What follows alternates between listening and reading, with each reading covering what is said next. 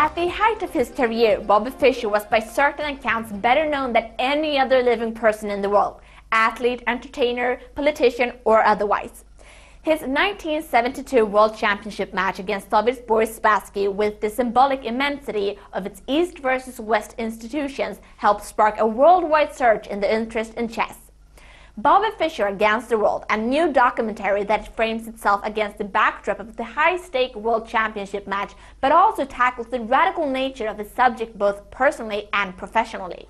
Director Les Garbus gives you a look into the life of Bobby Fischer, his impossible, inspiring, and quite frankly fantastic rise to fame, and his sad fall. Fischer has been the subject of numerous books and a couple of non-fiction films, and remains an intriguing subject both because of his headstrong way he tackled his sport, upsetting many defenders of the status quo, and also the manner in which he sort of disappeared, retiring in his early 30s after refusing in 1975 to defend his title. Bobby Fischer Against the World is directed by Emmy Award winner Les Garbus, who has done a remarkable job giving the viewer a perspective on the 1972 World Championship, the events of which already known to most of us, not only telling us what happened to Bobby Fischer and why, but by painting a colorful and multifaceted picture.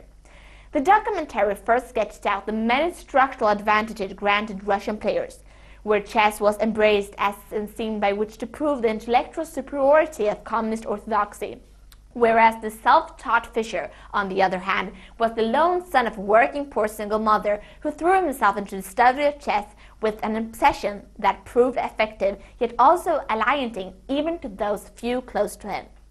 The movie's title also serves to underscore the manner in which Fischer's rise to prominence within the chess world took on the qualities of a strange surrogate battle in the Cold War, when Fischer balked at some of the conditions surrounding his best-of-24 match showdown with reigning champion Spassky and seemed ready to not show up. None other than Secretary of State Henry Kissinger besought him in a phone call. Still no sign of Bobby Fischer. Today, the International Chess Federation postponed by 48 hours the start of the match, but it said if Fischer is not in Iceland by noon on Tuesday, he will be disqualified. Mr. Johnson, if I may ask, are you worried?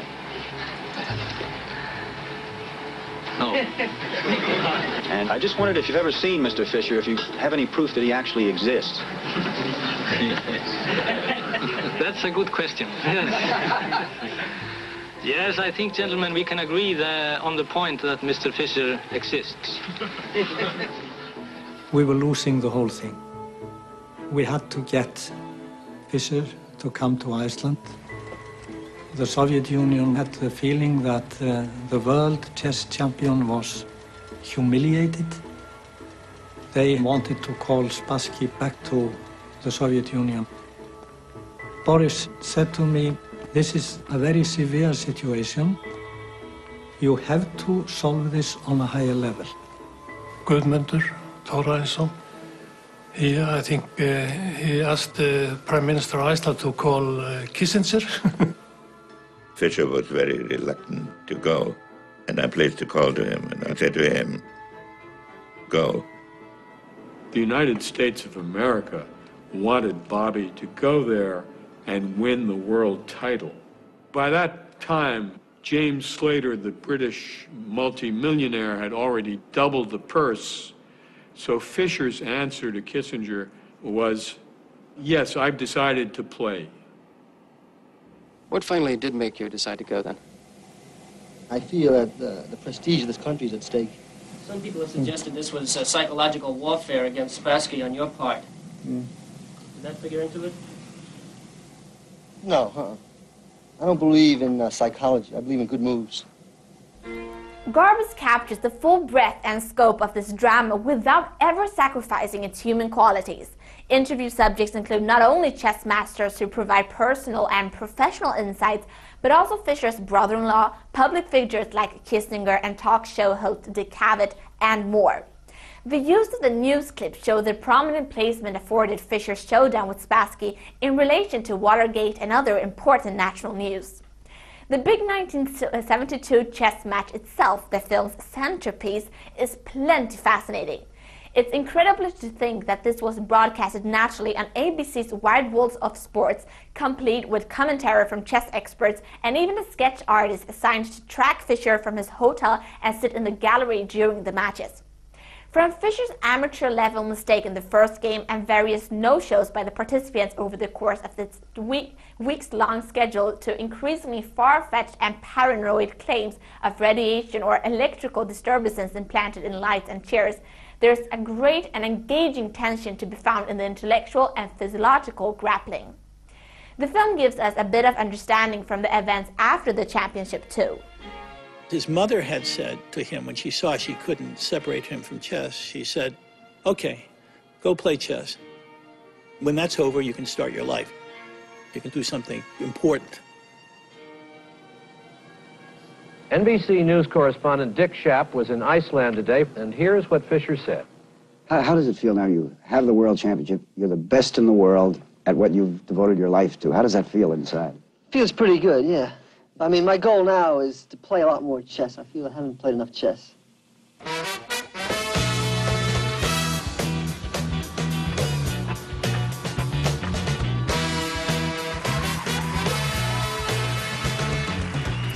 Fischer's relationship with his mother was complicated, to say the least. It's even said that Fischer would refuse to play if his mother was present at a tournament. In an interview included in the documentary, Fischer expresses that he felt abandoned by his mother, that by the age of 2 or 3, she would leave him with his sister alone for hours. The identity of Fischer's real father was not revealed to him by his mother until after he had passed away, when Fischer was just a kid. Furthermore, his mother seemed far more interested in her political aspirations than raising her 2 children. This, combined with the fact that she did not approve of him playing chess, might explain why Fischer retired from the game in his early 30s. But is it not true that the chess masters are always young men, and that they don't last? That's been true, generally speaking, but there are exceptions. Steinitz, who was 63 when he was world champion. But you're in a fortunate position, because most of this in life, no matter how successful we think we are, we still have to do what other people want us to do, just to hold jobs. But you don't have to hold a job, or you're on your own. It's a unique position. That's right. You can't say, well, if Fischer won't come, we'll get some other chess genius who's the best in the world. Bobby Fischer, the world champion chess player, has until midnight tonight to decide whether to abide by the international rules of chess or give up his title. If Fischer defaults, the title would go to the challenger, Soviet Grandmaster Anatoly Karpov. He wanted probably to play the kid from Russia, Karpov, and beat him. I mean, it would be an easy task. Well, Fischer is notoriously known for absolutely hating to lose. That is probably part of why he did not play against Karpov in '75. By winning in Reykjavik in '72, Fischer became the personification of the Cold War. We have to remember that this was still a time when people were being thrown out their jobs, tortured, and imprisoned for not belonging to the Communist Party in the Soviet Union. Media was controlled to the point that every piece of information that in any way was unfavorable to the Soviet Union was to be kept from the people. But this was a piece of news that one lone American had brought down the Soviet Union in the ultimate demonstration of intellectual war, spread like wildfire, and was celebrated widely. Suddenly, the entire world cared for Fischer's opinion on a lot of topics not related to chess. But who was Fischer to answer them? I think it's safe to say that Fischer was not emotionally equipped for this kind of stardom. He had no real education, no experiences outside of the chess world, and he was very private, almost to the point of being a hermit. The film shows how the instant fame becomes too much for Fischer and how he deteriorates into, simply put, a madman. The West didn't give a damn what their opinions were anymore. And their role was over. Now the bomb belonged to the government. You understand? This is. And they were shocked. They didn't believe it. Listen to me. If we are going to have a fucking conversation, all right? Yeah. Then this cannot be a monologue. Right? He could not tear himself from the topic of the evil nature of the Jews and the evil nature of the United States or the evil nature of nuclear power. He talked about this relentlessly, and you really couldn't pull him out of that discussion. it was not just that he was talking about it. It was also the obsessive, compulsive nature of the discussion, the relentless nature of it. You don't see how fucked up the world is. That's a form of insanity. The last time I ran into him, I turned him away from my table because I had gotten enough of him. Most of us think within relatively narrow boundaries. I think it's important to think in terms of not only what Bobby Fischer did for chess, but also what chess did for Bobby Fischer. This was a kid who grew up in poverty in a broken home, without a dad and with a mother that practically abandoned him in his entire childhood. By the age of 16, he was living alone in a tiny, filthy apartment. Statistically speaking, Bobby Fischer should have ended up in jail or worse, but instead, through hard work and discipline, he became a world champion, a symbol for how one individual can take a stance against a huge opponent and win. In my opinion, Bobby Fischer against the world is really worth seeing.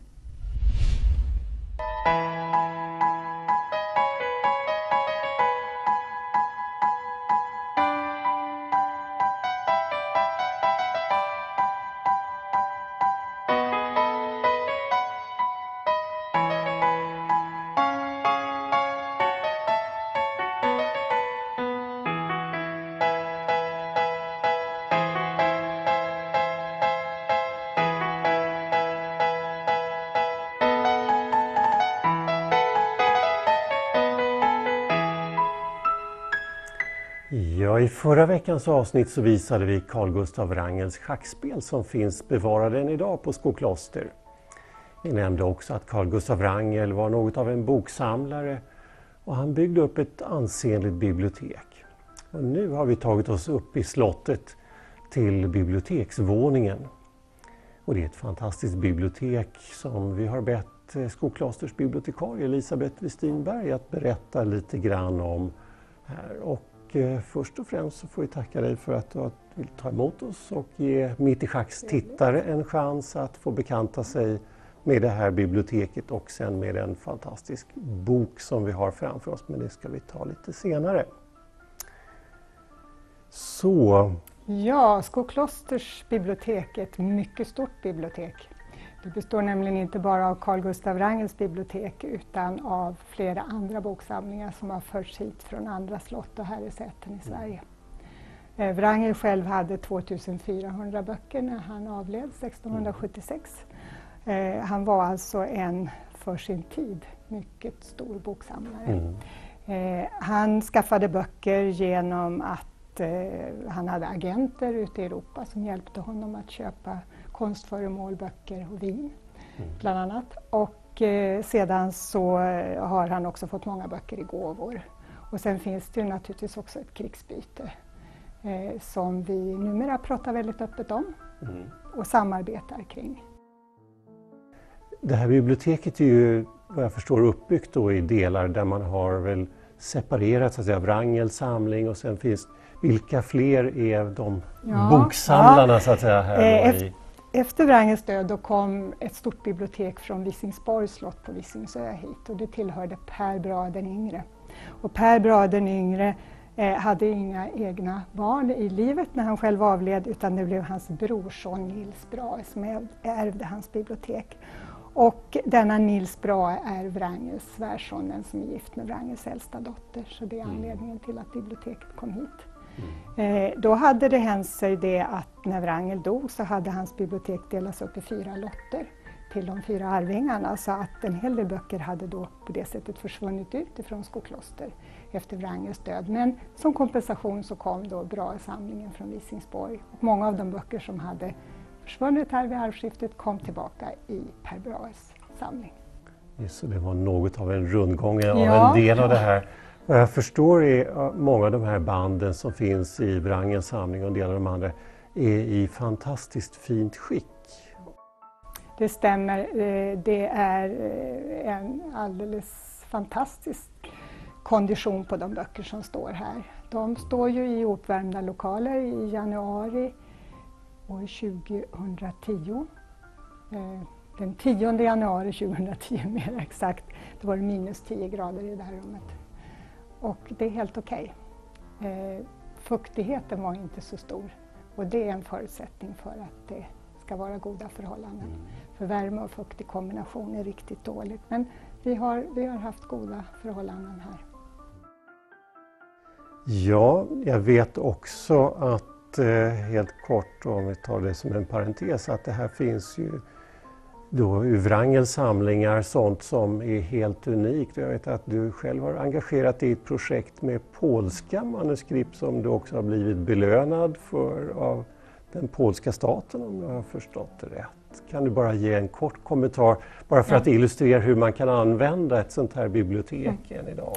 Det är så att här finns många böcker i hyllorna i alla bibliotek med någon slags anknytning till Polen. Det kan vara böcker som är tryckta i Polen, polska författare och så vidare.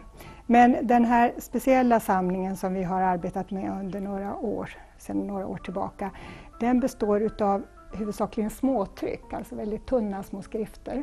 Och de här skrifterna är också till stor del polskspråkiga. Och det har hänt sig det att de har förvarats för sig, de har inte ställts in i hyllorna som de andra böckerna, utan de har legat i en låda under en längre tid. Och vi började uppmärksamma det här så fort staten hade köpt Skokloster egentligen 1967 och de har då registrerats i form av en enkel lista. Men nu har vi ägnat mycket mera tid och omsorg kring den här samlingen och de har katalogiserats ordentligt och det har publicerats en katalog också över de här skrifterna. Och då visade det sig att många utav de skrifter som finns här i den här samlingen, de finns inte någon annanstans i världen. Så det är en kulturgärning i sig? Det är ju väldigt roligt att den blir känd i Polen, den här samlingen. Det är ju faktiskt det viktigaste. Och vi har samarbetat med en bibliotekarie på Vetenskapsakademin i Krakow och sen inte minst professorn i polska i Stockholm som har varit en drivande kraft i det här projektet. Ja, och när vi var här då och pratade med Bengt Kylsberg om schackspelen här på Skokloster så tipsade han ju mig också om att det här biblioteket och om det då Wrangels schackintresse. Och jag blev ju naturligtvis nyfiken på om Wrangel också hade då införskaffat några schackböcker till sin samling. Han köpte ju mycket böcker uppenbarligen från Leipzig och som var tryckta i Leipzig och så vidare. Och vad jag förstår så har du hittat en bok, men den fanns inte i då Wrangels egen samling utan kom just från Det är från Per Brahes samling på Visingsborg. Så den kom alltså hit på 1680-talet. Så den har en lång tradition i slottet i alla fall.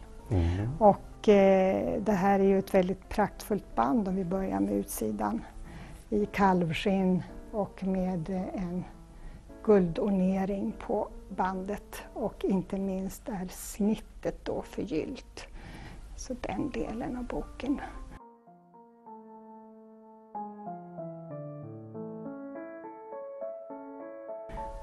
Och det har också funnits en liten titeletikett här som vi kan...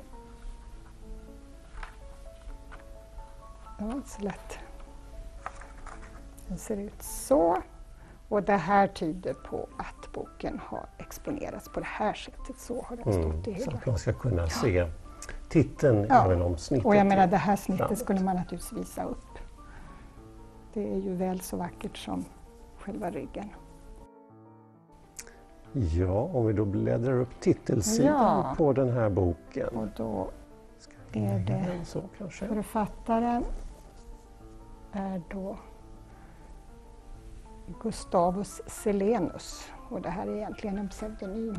Just det. För det är ju en hertig av Wolfenbüttel som är den verkliga författaren. Det här är ju en bok som vi har nämnt i ett tidigare avsnitt om 1600-talsschack i Tyskland. Och titeln är Das Schach oder Königsspiel, schack eller kungsspelet. Och Gustavus Silenus, det är som sagt en lätt tydbar pseudonym då eftersom han hette Augustus, kastade om bokstäverna och gjorde om det lite lätt till Gustavus istället, och Silenus och då någon lätt omskrivning av månguden. Det här är en fantastisk bok, en väldigt unik och ovanlig bok som i det här skicket är helt fantastiskt unik. Jag har sett den själv på auktioner, men då har den funnits i nästintill sammanfallet skick så att säga, i rester av den eller åtminstone i skadat skick. Det här är ju ett alldeles perfekt skick av den här boken. Och du nämnde här, tror jag, att den var tryckt 1617, den här. Det är så att det finns 2 utgåvor av den här boken egentligen, och den första kom 1616, men jag tror att det är samma bok som sen trycktes igen 1617, och det är de utgåvor som finns av den. Och det här var ju en slags översättning av Ruy de Lopes bok från 1584 som var på italienska. Men Gustavus Silenus då hade lagt till en del anekdoter och historier kring schack i Tyskland bland annat.